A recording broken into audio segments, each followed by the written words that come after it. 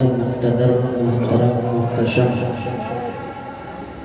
अहले इल्म हज़रात, खुसूसियत के साथ मुहिब गिरामी हज़रत हाफिज़ व क़ारी क़ासिम रज़ा साहिब क़िबला, वहीं पर मदरसा जमाल उलूम के मुदर्रिस हज़रत हाफिज़ व क़ारी ज़ीशान रज़ा साहिब क़िबला, इस प्रोग्राम की जलसे की बहुत जय्यद बहुत उम्दा निज़ामत नक़ाबत फरमाने वाले हज़रत मौलाना दानिश क़ादी साहिब क़िबला, वहीं पर सनाबानी मुस्तफ़ा भाई अनस रज़ा साहिब क़िबला, मेरे सामने बैठे हुए तमाम तर सुन्नी जिंदा दिल मुसलमानों, पर्दे में रह कर के सुनने वाली माँ और बहनों, उवैस रज़ा मंजरी को मोहब्बत भरे सलाम के साथ कबूल करें। अस्सलामु अलैकुम व रहमतुल्लाहि व बरकातुहू।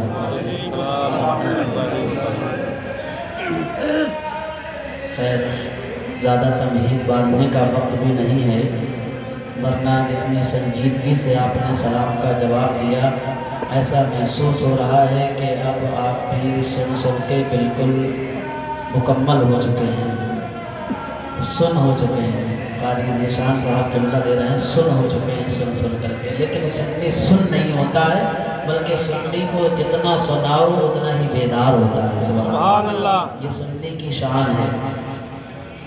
बहरहाल मैं आगाज़ करता हूँ, ज़्यादा वक्त नहीं लूँगा। जब तक आप सुनने के मिजाज में बैठे रहेंगे, मैं इंशाअल्लाह सुनाता रहूँगा। अल्हम्दुलिल्लाह अल्हम्दुलिल्लाहिल्लज़ी हदाना सवाअत तरीक़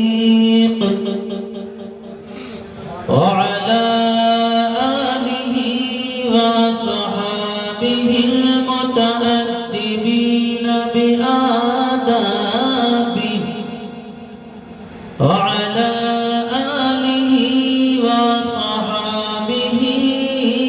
अजमईन।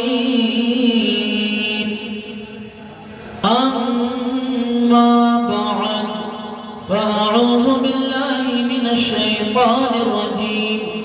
बिस्मिल्लाहिर रहमानिर रहीम।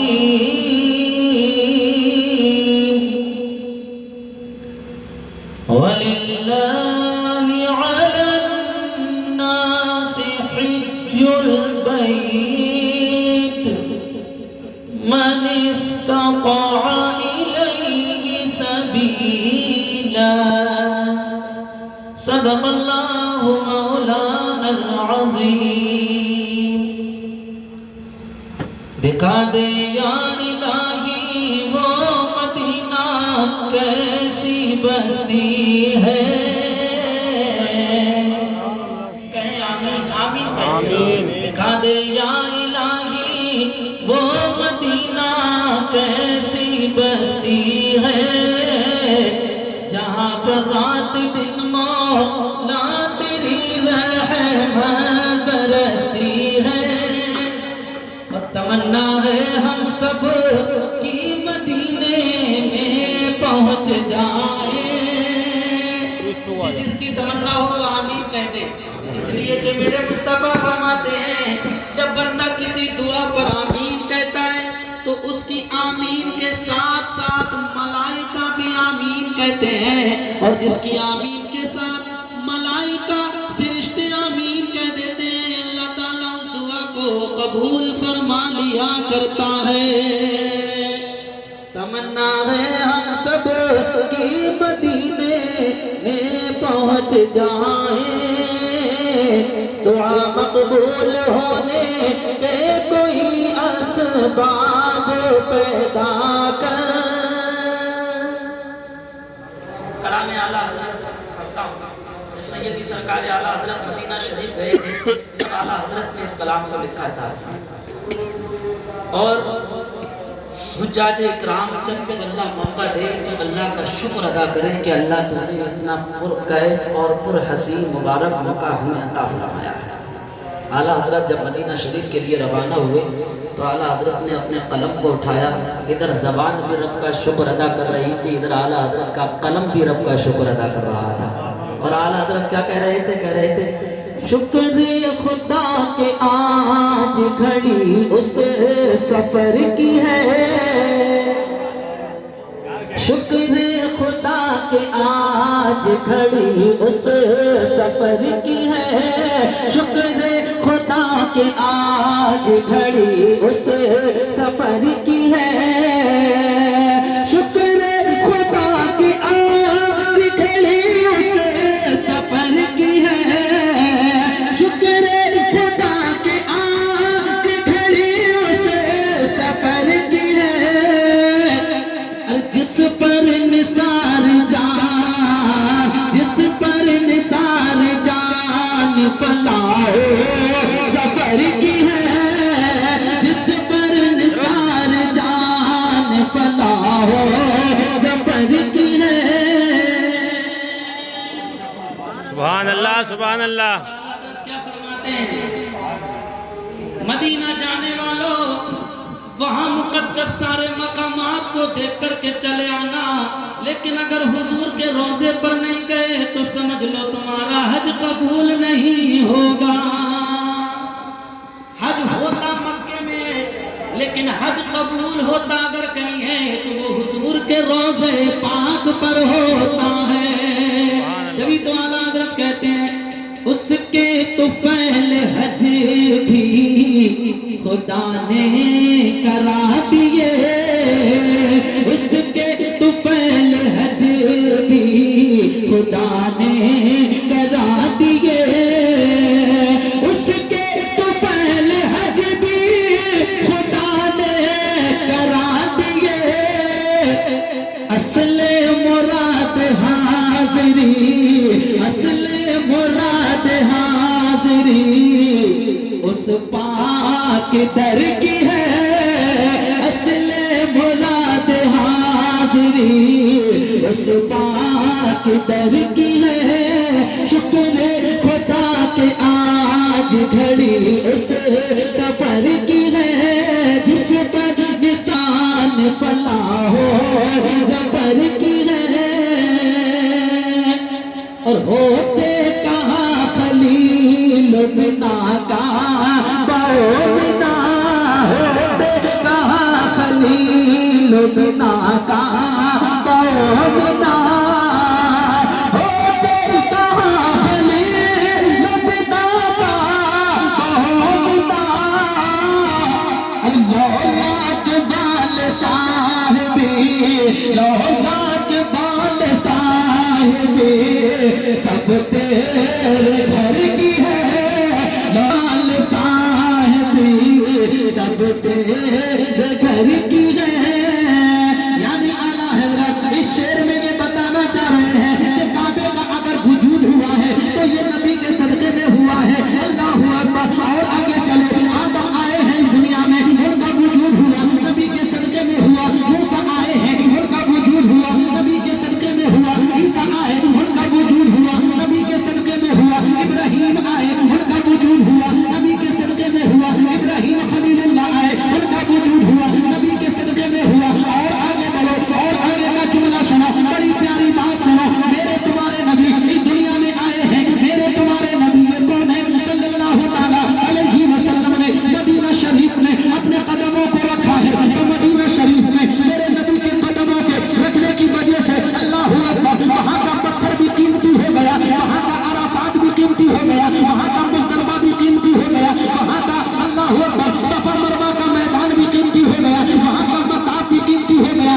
وہاں کا حتیم کعبہ بھی قیمتی ہو گیا۔ ارے جب وہاں کی یہ ساری چیزیں قیمتی ہوگی، اللہ اکبر۔ اب آگے کا 30واں پارہ ہے، میرا رب فرماتا ہے لا اقسم بهذا البلد وانت حل بهذا البلد، اللہ فرماتا ہے لا اقسم بهذا البلد، اللہ فرماتا ہے مجھے اس شہر مقدس کی قسم، مجھے اس مدینے کی قسم، مجھے اس کعبے کی قسم، مجھے اس حجر اسود کی قسم، مجھے اس میدان عرفات کی قسم، مجھے اس مدینہ شریف کی قسم، مقدس شہر کی قسم۔ اب ہم حالت تصور میں اپنی آنکھوں کو بند کریں، اپنے ہاتھوں کو اٹھائیں اور اٹھانے کے بعد اپنے رب سے عرض کریں، اے میرے مولا، اے پاک پروردگار، تو نے قرآن میں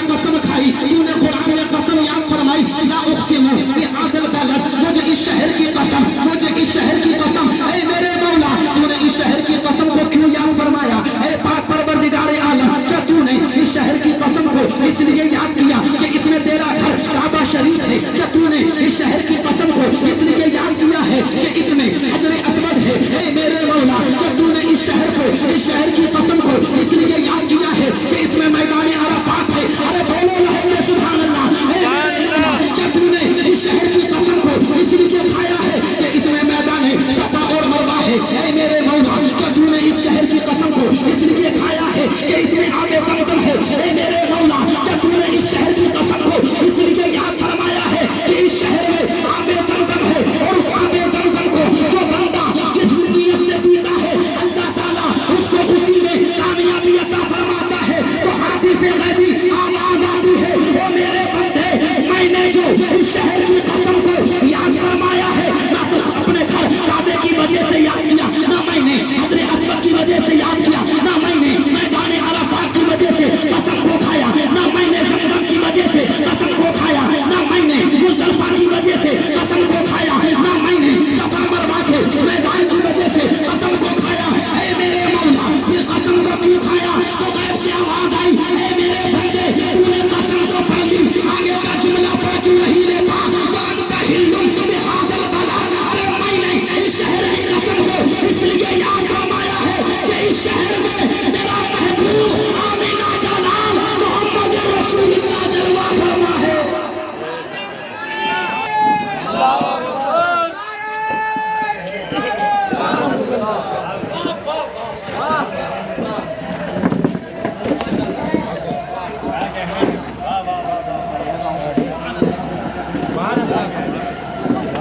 دیکھیں ادھر ادھر کا جملہ نہیں ہے, یہ قرآن کا حوالہ ہے.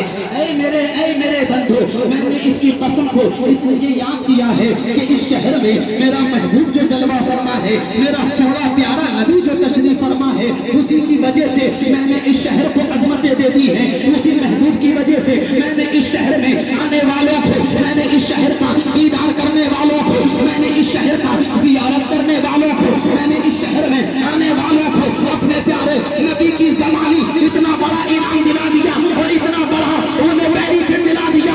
ارے میرے محبوب کی ہی یہ وجہ ہے, میرے محبوب کے آنے کی یہ وجہ ہے. دیکھو نمازی اگر کوئی پڑھے, نماز 5 وقتہ پڑھے, اگر روزے مہینے کے رکھے, اگر زکات دے, صدقہ کرے, خیرات کرے, تو آپ کو یہ گارنٹی نہیں ملے گی کہ آپ کے لیے جنت واجب ہو جائے, آپ کے لیے جنت کا ٹکٹ مل جائے, آپ کے لیے جنت کا سرٹیفکیٹ مل جائے. لیکن باہر حاجیوں مبارک ہو, مصطفیٰ نے فرمایا جنت تمہیں اگر چاہیے میرے روزے پر آ جاؤ. من زارا قبری وجبت لہ شفاعتی. جو میرے روزے کی آ کر کے زیارت کر لے گا اس کی شفاعت میرے ذمے میں واجب ہو جائے گی.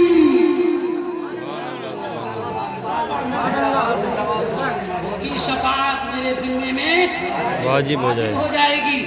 اور جناب واجب ہی نہیں ہوتی ہے بلکہ میرے نبی فرماتے ہیں حاجی کو بھی اختیار دے دیا جائے گا. تیرے لیے تو جنت کا ٹکٹ مل ہی گیا ہے, اب تجھے بھی یہ اختیار دیا جاتا ہے کل قیامت کے دن جسے چاہے اسے جنت میں لے کر کے چلا جا. سبحان اللہ, اللہ اکبر. تو جہاں پر رب فرمائے گا اے عالم ہو تم اپنے محبت کرنے والوں کو جنت میں لے جاؤ, اے حافظ ہو تم اپنے سے محبت کرنے والوں کو, اپنے خاندان والوں کو, اپنے پریوار والوں کو, اپنے رشتہ داروں کو, اپنے بیٹوں کو, اپنی بیٹیوں کو, عالم ہو جنت میں لے کے چلے جاؤ, حافظ ہو جنت میں لے کے چلے جاؤ, قاری ہو جنت میں لے کے چلے جاؤ, نمازی ہو جنت میں لے کے چلے جاؤ. لیکن وہیں پر ان حاجیوں کو بھی رب حکم فرمائے گا او حاجیوں جنت میں جانا ہے اکیلے مت جانا, بلکہ دنیا میں جو تم سے محبت کرتا تھا اسے بھی ساتھ میں جنت میں لے کے چلے جاؤ, اسے بھی ساتھ میں جنت میں لے کے چلے جاؤ. ابھی 2-3 حدیثیں پڑھوں گا, اس کا ترجمہ اور اس کی تشریح کروں گا. ابھی تو میں نے جو آیت پڑھی اس کی بھی تشریح نہیں کی ہے. من استطاع وللہ علی الناس حج البیت من استطاع الیہ سبیلا. ابھی تو اس کا ترجمہ بھی باقی ہے اور اس کی تشریح بھی باقی ہے. صرف کلام کے 2 شعر ہی پڑھے ہیں میں نے. ایک شعر اور پڑھ دوں اگر اجازت ہو, محبت سے بول دو یا رسول اللہ, اور زیادہ کر بولو سبحان اللہ. سبحان اللہ. بڑی اچھی سماعتیں ہیں آپ کی, اللہ آپ کو سلامت رکھے. وقت تھوڑا ایسا دیا گیا کہ زیادہ وقت میں لے نہیں سکتا، میرے آگے مجبوری ہے، تھوڑا سا اولے وقت ہوتا تو تھوڑا زیادہ وقت لے لیتا، لیکن اب زیادہ وقت نہیں لے کر کے ایک شعر اور پڑھتا ہوں، اس کے بعد آیت کی تشریح، تفسیر، ترجمہ اور دو حدیث پاک پڑھ کے سلام کر دوں گا محبتوں کے ساتھ، اور بول دیں یا رسول اللہ کہ ذکر خدا جو ان سے جدا چاہو نجدیو، ذکر خدا جو ان سے جدا چاہو نجدیو، ذکر خدا جو ان سے جدا چاہو نجدیو، واللہ ذکر حق نہیں، واللہ ذکر حق نہیں، کنجی سفر کی ہے، واللہ ذکر حق نہیں، کنجی سفر کی ہے۔ اس شعر کی تشریح کی جائے تو اس میں بھی ایک مکمل تقریر تیار ہو جائے گی۔ اعلیٰ حضرت کا ہر ایک شعر 1 گھنٹے کی تقریر کا تقاضا کرتا ہے انشاءاللہ، یہ اعلیٰ حضرت کے اشعار کی خاصیت ہے۔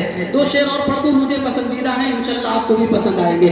جب حاجی اللہ اکبر اپنے گھر سے روانہ ہوتا ہے، جب اپنے مقام سے نکلتا ہے، جب اپنے وطن سے نکلتا ہے، تو یہ فطرت ہے، بلکہ فطرت ہی نہیں بلکہ اللہ تعالیٰ نے اپنے نبی کے روزے میں وہ تاثیر دے دی ہے، اللہ نے اپنے نبی کے روزے میں وہ چاشنی رکھ دی ہے، وہ مزہ رکھ دیا ہے کہ دنیا کے اندر اللہ اکبر، دنیا کے اندر مسجدوں میں نمازیں پڑھتا رہا، دنیا میں آ کر کے بے شمار اسے غم ملے، بے شمار پریشانیاں ملی، بے شمار رنج ملے، لیکن دنیا میں آ کر کے کبھی اس کی آنکھ سے آنسو نہیں نکلے، کبھی اس کی آنکھ سے آنسو کا قطرہ نہیں بہا، لیکن ہارے باہرے حاجیوں مبارک ہو تمہیں، دنیا میں رہ کر کے تمہاری آنکھ سے کبھی آنسو کا قطرہ نہیں نکلا، لیکن مفسرین اکرام بیان فرماتے ہیں مصطفیٰ جان رحمت کے روزے پر حاجیوں کی جیسے ہی پہلی نظر پڑتی ہے، خود بخود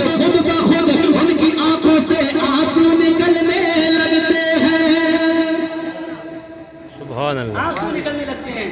لیکن وہاں پر وہ آنسو غم کے نہیں ہوتے ہیں، وہاں پر وہ آنسو محبت کے اور عشق کے ہوتے ہیں، وہاں جا کر کے عشق اور بڑھ جاتا ہے۔ اب یہی منظر ہے، نبی کے روزے پر نظر پڑی، نبی کے روزے پر جیسے ہی اس انسان کی نگاہ گئی، اعلیٰ حضرت فرماتے ہیں جیسے ہی نگاہ پڑے، جیسے ہی نظر پڑی، اعلیٰ حضرت فرماتے ہیں حضور کے روزے پر پڑے، اس گھر سے خاتون جا رہی ہیں، مدینہ شریف کا لیے سفر ان کا تیار ہے، مدینہ شریف کے لیے روانہ ہو رہی ہیں، انہیں میں یہ نسخہ بتائی دیتا ہوں، یہ طریقہ بتائی دیتا ہوں۔ اعلیٰ حضرت نے بے شمار مقامات لکھے ہیں جہاں پر دعائیں قبول ہوتی ہیں، جہاں دعا قبول ہوتی ہی ہوتی ہے، لیکن ہاں اب اللہ اکبر، دعا کہاں پر مانگے اور دعا کون سی مانگے اور دعا کیا مانگے؟ تو اعلیٰ حضرت فرماتے ہیں کہ جیسے ہی گنبد خضرا پر تمہاری پہلی نظر پڑے، تمہاری پہلی نگاہ پڑے، جیسے ہی تمہاری نگاہ گنبد خضرا پر پڑے، اپنے ہاتھوں کو اٹھانا اور اٹھا کر کے رب کی بارگاہ میں یہ دعا کرنا، اے پاک پروردگار عالم، تو نے اپنے نبی کے روزے پر بلا لیا ہے اور یہاں پر تو نے بے شمار جگہیں رکھی ہیں جہاں پر دعا قبول ہوتی ہے، جہاں پر ہم جو مانگے وہ قبول ہوتا ہے، لیکن میرے مولا جہاں جہاں دعا قبول ہونے کی جگہیں ہیں، وہاں تو ہم جو دعا مانگیں گے ان ساری دعاؤں کو اپنے نبی کے روزے کی پہلی نظر کے صدقے میں ہماری قبول فرما لینا۔ اعلیٰ حضرت فرماتے ہیں گنبد خضرا پر جب نظر پڑے تو یہ دعا کرے، اے میرے مولا تیرے مقدس نبی کے شہر میں میں جو دعا مانگوں ہر ایک دعا کو میری قبول فرما لینا۔ ارے جب قبول ہو جائے گی تو ساری دعائیں جتنی مانگے گا ہر ایک دعا کو رب قبول فرما لے گا، ہر ایک دعا کو رب قبول فرما لے گا، جتنی دعا کرے گا رب ہر دعا کو قبول فرما لے گا۔ لوگوں اور آگے کا جملہ سنو، میں نے قرآن پاک کی آیت کریمہ پڑھی ہے، وَلِلَّهِ عَلَى النَّاسِ حِجُّ الْبَيْتِ مَنِ اسْتَطَاعَ إِلَيْهِ سَبِيلًا، اللہ کے لیے لوگوں پر حج فرض کیا گیا، اللہ تبارک و تعالیٰ کے لیے لوگوں پر حج فرض ہے، لیکن کن لوگوں پر حج فرض ہے؟ مَنِ اسْتَطَاعَ إِلَيْهِ سَبِيلًا، جو اس کی طرف جانے کی طاقت رکھتا ہو، جو اس کی طرف سفر کرنے کی قوت رکھتا ہو، جو سفر کرنے کی قوت رکھتا ہو اس پر حج فرض ہے۔ اب سفر کرنے کی قوت سے مراد کیا ہے؟ ذرا اس کی تفسیر سن کے چلو۔ سفر کرنے کی قوت سے مراد ایک تو یہ ہے کہ اس انسان اتنا مال ہو کہ اس سفر تک جا سکے, اتنا اس کے پاس خرچہ اٹھانے کی وسعت ہو کہ اس سفر کو کر سکے, اتنی جسم کے اندر بھی طاقت ہو کہ جسم کی طاقت سے وہ سفر کی مشقت کو برداشت کر سکے, اتنی جسم کے اندر قوت بھی ہو کہ وہاں کے ارکان ادا کر سکے, وہاں کے ارکانوں کو فالو کر سکے, ادا کر سکے. جب یہ ساری چیزیں اگر وہ ادا کر پائے گا, یہ ساری چیزیں ادا کرنے کی اگر طاقت رکھتا ہے, ادا کرنے کی اگر وسعت رکھتا ہے, تو قرآن فرماتا ہے, میرا رب فرماتا ہے وَلِلَّهِ عَلَى النَّاسِ حِجُّ الْبَيْتِ مَنِ اسْتَطَاعَ إِلَيْهِ سَبِيلًا. ایسے ہی لوگوں پر اللہ نے حج فرض کیا ہے, ایسے ہی لوگوں پر اللہ رب العزت نے حج کو مسلط کر دیا ہے. لیکن طاقت کے باوجود, طاقت وسعت کے باوجود, پیسہ ہونے کے باوجود, استطاعت ہونے کے باوجود, طاقت ہونے کے باوجود اگر وہ حج کو نہیں جاتا ہے, اگر وہ حج ادا نہیں کرتا ہے, اسلام کے 5 رکن ہیں, ان 5 رکنوں میں سے ایک رکن کو ادا نہیں کر رہا ہے, اسلام کے 5 رکنوں میں سے ایک رکن کو ادا نہیں کر رہا ہے. اللہ اکبر. جب اسلام کے 5 ارکان میں سے ایک رکن کو استطاعت کے باوجود اگر ادا نہیں کرے گا, اگر بچا نہیں لائے گا, تو ان رکنوں کو بھی اللہ قبول نہیں فرمائے گا کہ اس رکن کو چھوڑ کر جو دوسرا رکن ادا کر رہا ہے اس رکن کو بھی اللہ قبول نہیں کرے گا. اگر ہمت و طاقت ہے سارے رکن ادا کرنے کی, سارے رکن ادا کرو گے تبھی اللہ تعالیٰ تمہارے سارے ارکان کو قبول فرمائے گا. ورنہ طاقت ہونے کے باوجود اگر حج کا رکن ادا نہیں کرو گے تو اللہ تمہارا کوئی بھی رکن قبول نہیں فرمائے گا. سبحان اللہ, سبحان اللہ. کوئی رکن قبول نہیں ہوگا. اسی لیے کہا جاتا ہے رمضان شریف کا مہینہ آتا ہے, اگر تمہیں اپنے روزے قبول کرانا ہے, اگر تمہیں اپنے رمضان کی عبادتیں قبول کرانا ہے, گائے کا حکم دیا جاتا ہے, حکم دیا جاتا ہے اگر تمہارے اوپر زکات واجب ہے تو زکات ادا کر دو, اگر تمہارے اوپر صدقہ واجب ہے تو صدقہ ادا کر دو. یہ کس لیے کہا جاتا ہے؟ اس لیے کہا جاتا ہے کہ جب اس رکن کو ادا کرو گے تبھی دوسرا رکن ادا ہوگا. لیکن باہر میرے مولا تیرے رکنوں کی کوئی شان نہیں, باہر میرے مولا تیرے ارکان کی کوئی شان نہیں ہے. میرے معبود تیرا کوئی تو رکن ایسا ہے کہ جس میں صرف تیرے بندے کی جسم کی عبادت لگتا ہے, جس میں صرف تیرے بندے کا جسم خرچ ہوتا ہے. کوئی تو تیرا رکن ایسا ہے کہ جس میں جسم بھی لگتا ہے اور مال بھی لگتا ہے. کوئی تو رکن ایسا ہے کہ جس میں صرف مال لگتا ہے, جسم نہیں لگتا ہے. اے میرے مولا کوئی تو رکن تیرا ایسا ہے کہ جس میں صرف وجود لگتا ہے, مال نہیں لگتا ہے. کوئی تو رکن ایسا ہے جس میں مال بھی لگتا ہے, وجود بھی ایسا ہے. آپ کہو گے وہ کون سا رکن ہے جس میں مال نہیں لگتا, صرف جسم لگتا ہے, صرف وجود لگتا ہے؟ تو وہ رکن ہے نماز, کہ نماز میں مال نہیں لگتا بلکہ صرف جسم لگتا ہے. اور وہ کون سا رکن ہے کہ جس میں جسم نہیں لگتا بلکہ صرف مال لگتا ہے؟ وہ رکن ہے کون سا؟ وہ رکن ہے زکات کا, کہ اس میں جسم نہیں لگتا بلکہ صرف مال کے ذریعے سے اس رکن کو ادا کیا جاتا ہے. اور ایک رکن وہ ہے کہ جس میں جسم بھی لگانا پڑتا ہے, جس میں مال بھی لگانا پڑتا ہے. اور جس رکن میں جسم لگایا جائے, جس رکن میں مال بھی لگایا جائے, اسی رکن کے ادا کرنے کی وجہ سے جب دنیا میں گیا تھا تو خالی ذیشان تھا, جب وہاں سے لوٹ کے آیا تو اب خالی ذیشان نہیں بلکہ اب حاجی ذیشان بنتا نظر آ رہا ہے. سبحان اللہ, سبحان اللہ.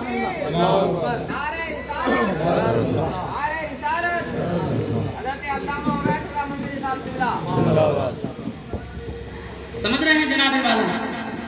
تو کوئی رکن کو چھوڑ کر کے کسی رکن کو ادا کرنا, جبکہ وہ رکن واجب ہو. مثال کے طور پر حج واجب ہے, حج فرض ہے, حج کو جانے کی استطاعت رکھتا ہے, اس کے باوجود بھی اگر نہیں جا رہا ہے تو یہ ایک رکن کو اٹھا رہا ہے. اور جو اسلام کے رکن کو اٹھاتا ہے, میرے مصطفیٰ فرماتے ہیں وہ دین کی بنیاد کو اٹھاتا ہے, وہ دین کی بنیاد کو کمزور کرتا ہے, وہ دین کی بنیاد کو پسمار کرتا ہے. او مدینہ شریف کا سفر کرنے والے, مدینہ شریف کا سفر کرنے والی خواتین ہو, آؤ مبارک ہو تمہیں مصطفیٰ جان رحمت کی ایک حدیث پاک سن لو. حضرت ابو ہریرہ رضی اللہ تعالیٰ عنہ سے مروی ہے, بخاری شریف کی حدیث پاک ہے, صفحہ نمبر 512 ہے, صفحہ 123 کی حدیث پاک ہے. حدیث سننے سے پہلے میرا ہاتھوں کو اٹھا کر کے بولو سبحان اللہ. قال قال رسول اللہ صلی اللہ تعالیٰ علیہ وسلم عن ابی ہریرہ قال قال رسول اللہ صلی اللہ تعالیٰ علیہ وسلم قال سمعت النبي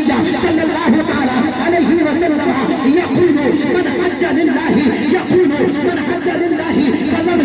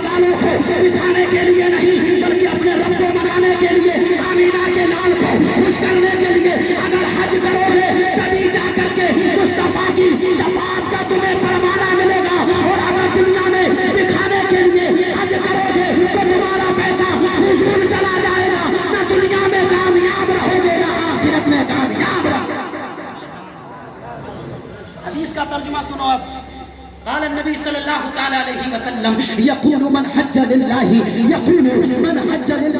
फलम यरफुज़ वलम यफसुक रजअ कयौमिन वलदतहु उम्मुहु।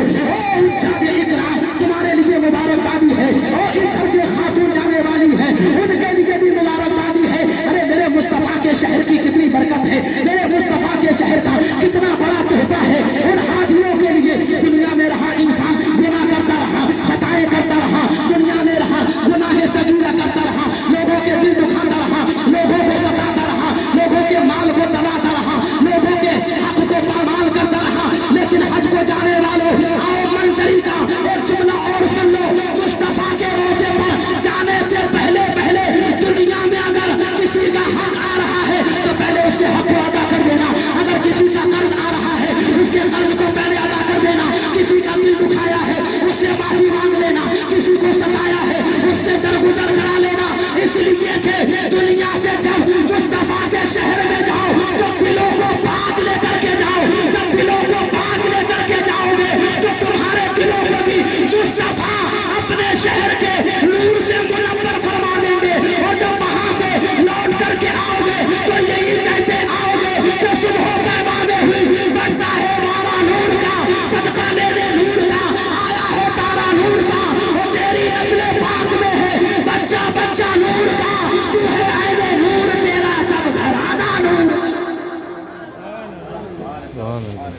बताते रहना जब तक बोलना हो। ये तो नॉन स्टॉप गाड़ी है, चलती रहेगी, ये अल्हम्दुलिल्लाह चलती रहेगी। ये आला हजरत का पीरो मुर्शिद सरकार ताजुश शरिया का आज कुल शरीफ हुआ है फैजान है। वरना कंडीशन तो ऐसी है कि ऐसे बोलने की पोजीशन नहीं है अपनी, सिर्फ फैजान है जो चल रही है गाड़ी, और कुछ नहीं है हमारे पास। बुजुर्गों की अता है, बुजुर्गों का फैजान है, हमारे उस्ताजों का साया है। वरना कंडीशन ऐसी है कि ऐसे बोलने की हिम्मत नहीं है। मैं समझ रहा हूँ ये बगदाद से गौसे आजम का फैजान मिल रहा है, अजमेर से ख्वाजा गरीब नवाज का करम हो रहा है, और मेरे बरेली मरकज से आला हजरत की अता हो रही है। और उनकी अता हो भी कैसे ना जनाब, उनकी अता हो भी कैसे ना।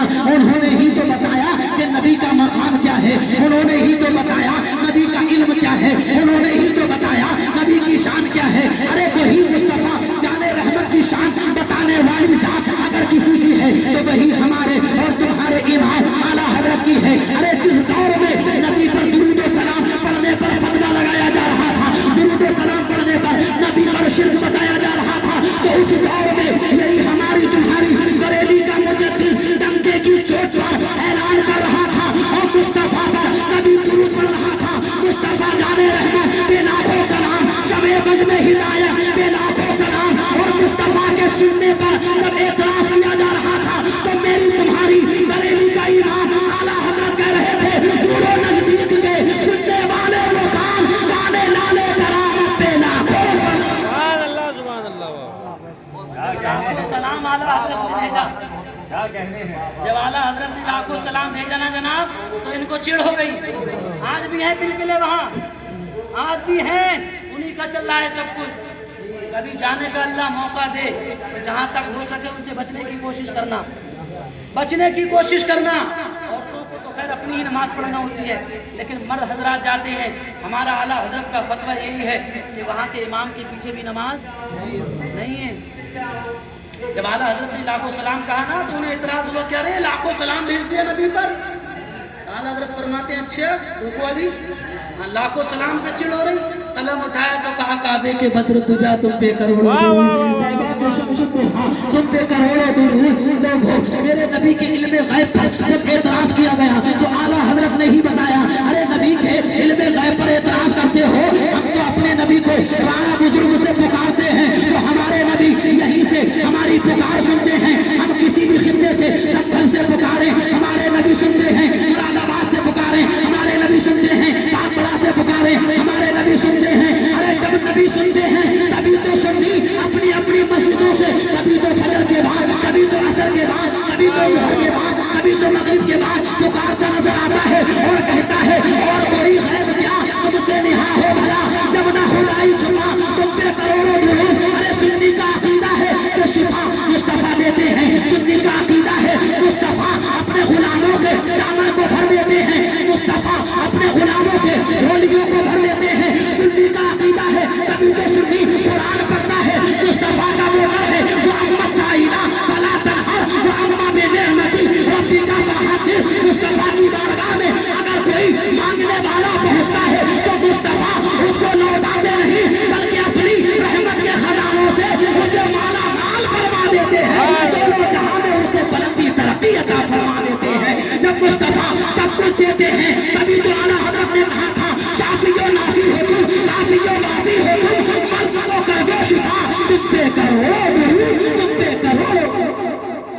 अल्लाह सुभान अल्लाह। हदीस पाक का जो हदीस पाक का तर्जुमा रह गया, मन हज्ज लिल्लाहि फलम यरफुस वलम यफसुक रजा का यौमिन वलदतुहु व उम्मुहु। इस हदीस पाक का तर्जुमा सुनो, मेरे नबी कौन है? इरशाद फरमाते हैं, जिसने अल्लाह के लिए हज किया। बात यहीं से चली गई मेरे को, जिसने अल्लाह के लिए हज किया तो हज करने के एवज में मिला क्या? अच्छा एक बात और सुन लें, हज के कबूल होने की दलील क्या है कि हज कबूल हुआ है या नहीं हुआ है? बहुत प्यारी दलील दे रहा हूँ।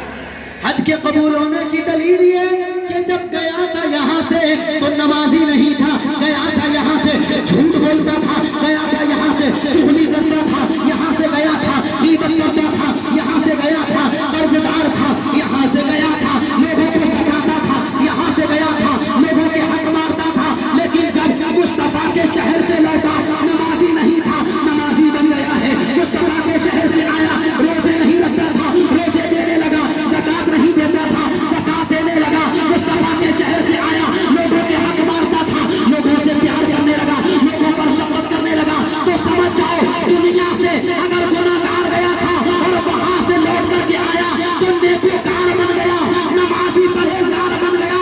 तो समझ जाना, मुस्तफा ने इसके हज को कबूल भी फरमा लिया और इसे शफाअत का सर्टिफिकेट भी अता फरमा दिया। सुभान अल्लाह सुभान अल्लाह। जिसने हज किया फलम यरफुस, और कोई उसने बुराई वाली वहां से लौट करके आकर के बात ना कही, वलम यफसुक, और कोई फिस्क भी नहीं किया, गुनाह का कोई काम नहीं किया।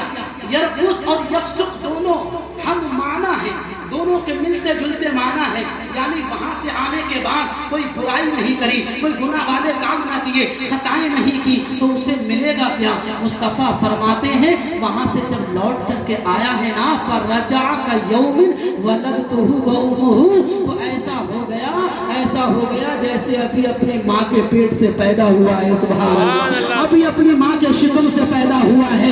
एक और हदीस सुन लो, उसके बाद बात को खत्म कर लो। मुस्तफा जाने रहमत इरशाद फरमाते हैं, हज़रत अनस बिन मालिक रज़ियल्लाहु ताला अन्हु से यह हदीस पाक मरवी है। लोगों वक्त की किल्लत है, वरना इन्हीं हदीसों की मैं तफसीर और तशरीह करता, इसी दो हदीसों में तकरीर मेरी मुकम्मल हो जाती। लेकिन मैं सोचा कि वक्त में मैंने सोचा कम वक्त में ज्यादा बातें आप तक अगर पहुंच जाए तो मेरा भी मकसद पूरा हो जाए, मेरी भी मेहनत कामयाब हो जाए और आपको भी कुछ यहाँ से हासिल हो जाए। एक और हदीस पाक सुनो, मुस्तफा फरमाते हैं, ताबिउ बैनल हज्जी वल उमरती, ताबिउ बैनल हज्जी वल उमरती। मुस्तफा जाने रहमत इरशाद फरमाते हैं कि तुम लगातार हज करो, लगातार उम्रे करो, ताबिउ बैनल हज्जी वल उमरती। ऐ मेरे मुस्तफा, अगर हम लगातार हज करेंगे और उम्रा करेंगे तो मिलेगा क्या? मुस्तफा फरमाते हैं, कफ़ारतुन लिमा बैनहुमा, उन दोनों के दरमियान जितने भी तुम्हारे गुनाह होंगे, जितनी भी खताएं होंगी, अल्लाह ताला उन सारे गुनाहों को माफ फरमा देगा, उन सारी खताओं को माफ फरमा देगा। और आगे का जुमला सुनो, वल हज्जुल मबरूर जज़ाअन इल्लल जन्नह, और वो हज मबरूर जो मुस्तफा ने कबूल फरमा लिया हो, उस हज मबरूर का जो बेनिफिट मिलेगा, जो सिला मिलेगा, जज़ाअन इल्लल जन्नह, हज मबरूर की जज़ा मुस्तफा फरमाते हैं कुछ और नहीं है, बल्कि हज मकबूल की जज़ा कुछ और नहीं मिलती, बल्कि अल्लाह सीधे जन्नत अता फरमाता है, जन्नत का परवाना अता फरमाता है, जन्नत का सर्टिफिकेट अता फरमाता है। लोगों, हज के 3 दर्जे हैं, हज के 3 दर्जे हैं। अल्हम्दुलिल्लाह बिफज़लिही ताला फ़क़ीह मिल्लत हज़रत अल्लामा मुफ्ती जलालुद्दीन अमजदी की किताब से बोल रहा हूँ। हवाला देखने वाले हवाला देख लेना, बिना हवाले के बोलने का आदि नहीं। अल्हम्दुलिल्लाह अल्लामा मुफ्ती जलालुद्दीन अमजदी की किताब से मैं बोल रहा हूँ। बयान फरमाते हैं हज़रत मुफ्ती जलालुद्दीन अमजदी फरमाते हैं, हज करने की 3 किस्में हैं, हज के 3 दर्जे हैं। हज जो है वो 3 मकाम का है, एक तो हज इफराद होता है, एक हज क़िरान होता है, एक हज तमत्तु होता है। इनकी बहुत लंबी तफसील है, इंशाअल्लाह आज कल में अगर मौका मिला तो बयान कर दूंगा। सिर्फ इतना बता दूं, हज इफराद किसे कहते हैं? हज इफराद उस हज को कहते हैं कि जिसमें सिर्फ हज का इहराम बांधा जाता है, उसमें सिर्फ इंसान हज कर सकता है। और एक हज तमत्तु होता है। हज तमत्तु क्या होता है? जिसमें हज का इहराम बांधा जाता है, फिर